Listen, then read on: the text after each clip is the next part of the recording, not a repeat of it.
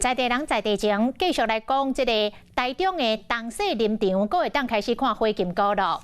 讲东势林场这几年来水土的保持做甲真好，加上去年底气候温和，互今年花金菇的高峰期会来到30万只，会比永年加出到10万只。讲到5月初进前，拢是看花金菇的好时阵。 嘉宾同齐敲锣，代表一年一摆花金菇季正式起考。当时林场讲，因为去年底气候稳定，加上土地环境改善，予今年花金菇数量有机会超过30万只。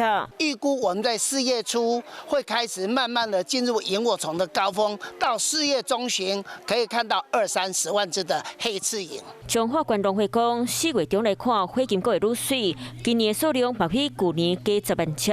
除了气候的关系，水土保持工课嘛真重要。这一次的萤火虫季，大家来到这边看萤火虫，也对我们这个水土保持，还有我们的山林，都可以多一分爱惜。当时林场强调，花金菇季会3月份到5月初，日时会当看黄花、红莲卜和秋冬花，暗时会当来看花金菇。欢迎民众来到林场感受山内水。 Hello， 大家好，我是林依文。想要抢先掌握最及时的新闻资讯吗？赶快订阅、按赞、开启小铃铛，锁定华视新闻的 YouTube 频道。